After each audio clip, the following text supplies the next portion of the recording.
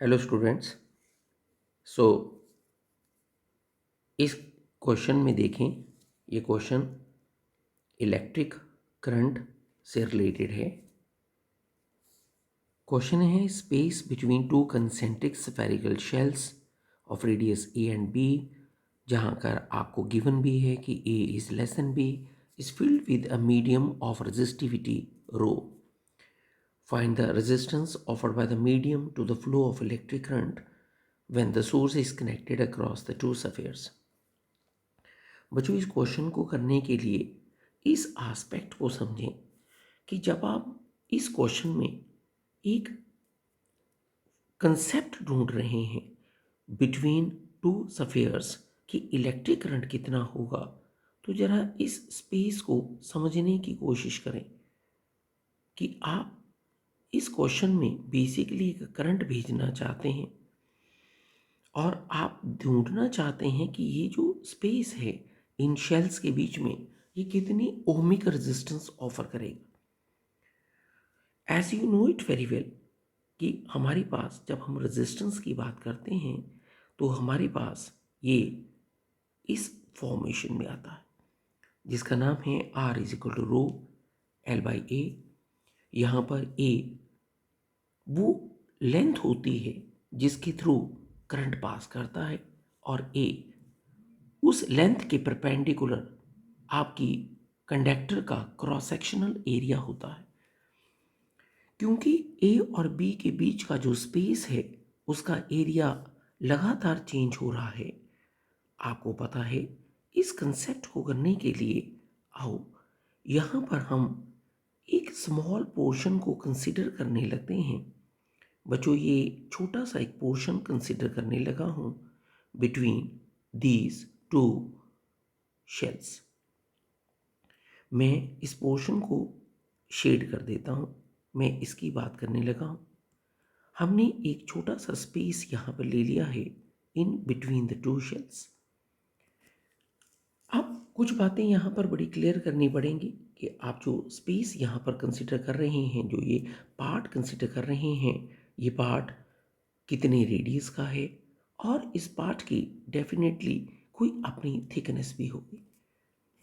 मैं सबसे पहले इस छोटे पोर्शन को लेकर अगर बात करूं तो इस पोर्शन की रेजिस्टिविटी रो है, लेकिन जब करंट इसके क्रॉस सेक्शन से यहाँ से गुजरेगा तो जो लेंथ आप कंसिडर करेंगे वो ये है। और आपके करंट के परपेंडिकुलर जो क्रॉस सेक्शनल एरिया हमारे पास इस चीज़ का आ रहा है, अगर आप इसे समझें, जो कि करंट के गुजरने की डायरेक्शन के परपेंडिकुलर क्रॉस सेक्शनल एरिया आएगा, वो इस 3 डायमेंशनल पिक्चर में 4πx² है। ये आपने एक स्मॉल शेल का, एक स्मॉल पार्ट का resistance, ohmic resistance find out किया है।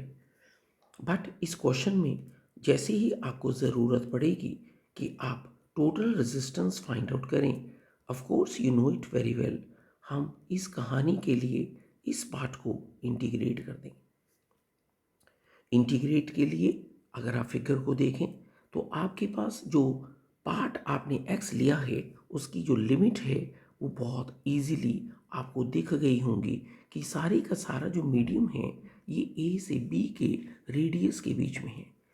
अब मैथमेटिकली ये क्वेश्चन ज़्यादा डिफ़िकल्ट नहीं बचा है।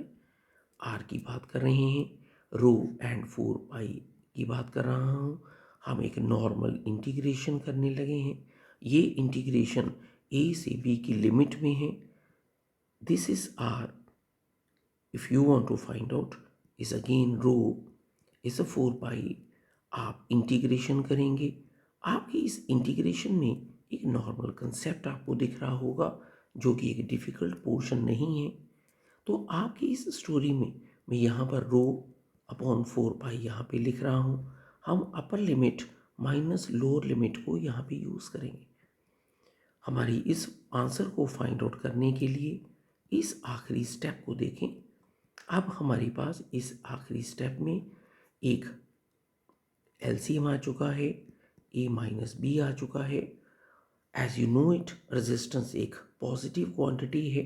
मैं इस माइनस को एडजस्ट करने लगा हूँ और बहुत ही इजीली आपको इन शेल्स के बीच के रेजिस्टेंस का मैथमेटिकल फार्मूला, जो कि आप तरह तरह से अब अप्लाई कर सकते हैं, उसका आंसर आपको समझ आ जाएगा। मैं होप करता हूँ आपको डायग्रामेटिकली इस क्वेश्चन का कंसेप्ट समझ आ गया होगा। जहाँ पर हम शेल ए से शेल बी की तरफ जा रहे हैं, तो every part of your cross section varying area का है, जिसके लिए आपने एक स्मॉल कंसिडरेशन की और फिर इस टोटल पार्ट को इंटीग्रेट कर दिया। Thank you.